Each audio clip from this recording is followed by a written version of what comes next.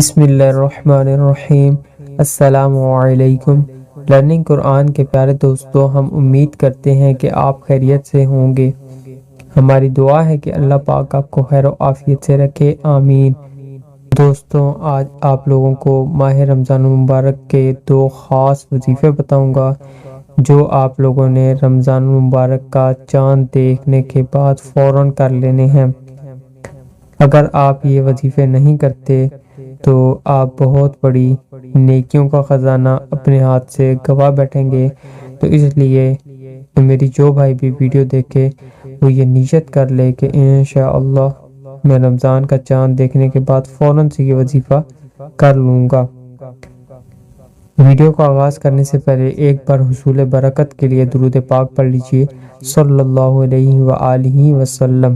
پہلا وظیفہ، ماہ رمضان المبارک کا چاند نظر آنے کے بعد آپ نے مغرب کی نماز کے بعد 21 بار سورہ قدر پڑھنی ہے۔ سورہ قدر پڑھنے کی کیا برکات ہیں، کیا فوائد ملیں گے اس کے پڑھنے سے؟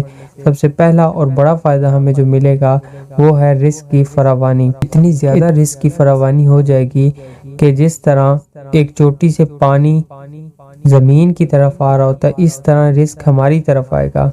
ہم لوگوں کو رزق کے پیچھے بھاگنا نہیں پڑے گا، رزق ہماری طرف آئے گا۔ اگر ہم لوگ جاب نہیں کرتے تو ہماری کوئی نہ کوئی بندوبست بن جائے گا کہیں جاب کا۔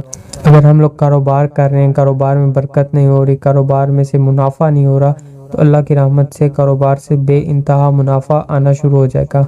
دوسرا وظیفہ، اس میں مغرب کا ٹائم شرط نہیں ہے۔ مغرب کا ٹائم سٹارٹ ہونے سے لے کر نماز فجر کے ٹائم سے پہلے تک آپ نے یہ وظیفہ کر لینا ہے۔ وظیفہ بہت ہی آسان ہے، ٹوٹلی اس وظیفے کو کرنے پہ 5 سے 6 منٹ لگیں گے اور پورے مہینے کا ہمیں اس میں بینیفٹ ہوگا۔ وہ بینیفٹ کیا ہے؟ پورے منتھ ہم پریشانیوں سے اور مصیبتوں سے اللہ کی رحمت سے محفوظ ہو جائیں گے، مشکلات سے ہمیں محفوظ کر دیا جائے گا۔ اور وہ کیا ہے؟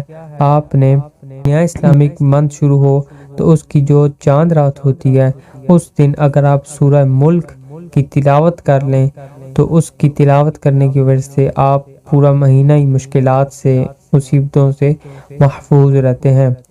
تو امید کرتے ہیں کہ آج کی یہ ویڈیو آپ کو ضرور پسند آئی ہوگی۔